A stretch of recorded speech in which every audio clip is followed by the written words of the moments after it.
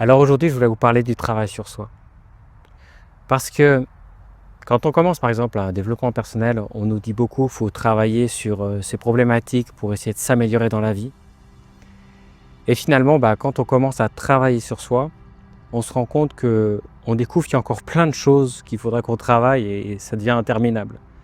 En fait, en résolvant certains problèmes, on se rend compte qu'il y en a d'autres qui arrivent et on ne s'en sort pas. On a l'impression que plus les années passent et plus on travaille sur soi, plus on a de travail encore à faire. Et en fait, c'est logique parce que c'est assez sans fin. Si je travaille sur quelque chose, la vie va me dire c'est que ça te plaît de travailler sur ceci. Donc, on va encore te fournir du travail à faire sur d'autres problématiques qui sont similaires à ce que tu veux gérer. C'est comme si la vie était un jeu avec un challenge. Et chaque fois qu'on a un challenge qu'on réussit, eh bien, nous allons avoir d'autres challenges similaires qui vont être dans la même dynamique. Donc, pour parer à ça, c'est très bien de faire du développement personnel, de se connaître soi-même finalement, faire une découverte intérieure de qui on est, ce pourquoi on est fait, ça c'est très bien. Mais par contre, ce qui est important, c'est de travailler sur ses qualités, sur ses propres dons. Je dis souvent, quand on travaille en équipe et qu'on doit par exemple évaluer des nouveaux arrivants dans l'équipe de travail, taisons ce qui ne va pas, parlons de ce qui va. Augmentons leurs qualités. Voyons où est leur domaine d'expertise pour en faire des gens qui soient très performants dans leur travail.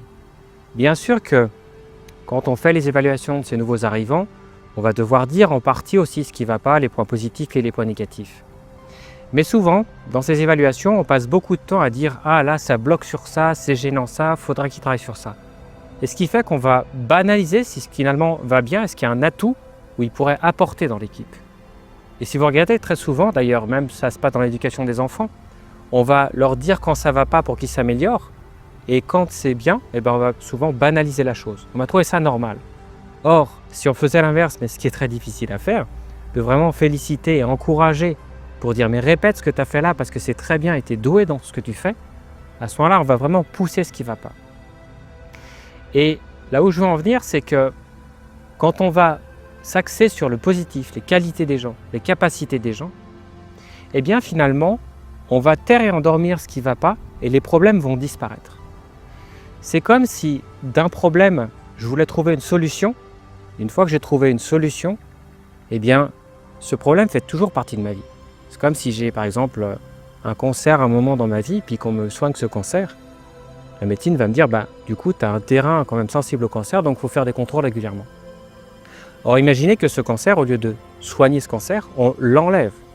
C'est-à-dire qu'en fait, on l'enlève et finalement, pour soi, après, on va se rendre compte, par exemple 2 mois après, que ce cancer n'a pas existé, n'a pas fait partie de notre vie. Et là, je vous parle de quelque chose de concret que j'ai expérimenté en tant que guérisseur. Et ce qui veut dire que dans ce cas-là, on est débarrassé de quelque chose qu'on voulait travailler, qui était pour essayer de s'améliorer. Déjà, s'améliorer par rapport à quoi? Si soi-même, on sent qu'on est bien dans notre vie, pourquoi on devrait s'améliorer pour faire plaisir aux autres? Je veux bien, quand j'ai un nouveau travail, apprendre les techniques de ce travail, mais en aucun cas, je dois accepter d'être remis en question en tant qu'être humain. Parce qu'aucun être humain n'est supérieur à un autre, on a tous à apprendre de chacun.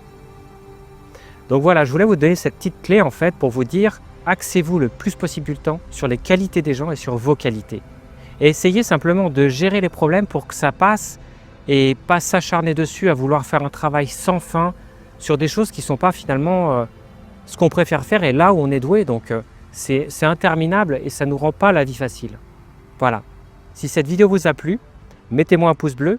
Et n'oubliez pas de vous abonner et d'activer la petite clochette pour ne manquer aucune des prochaines vidéos. À bientôt.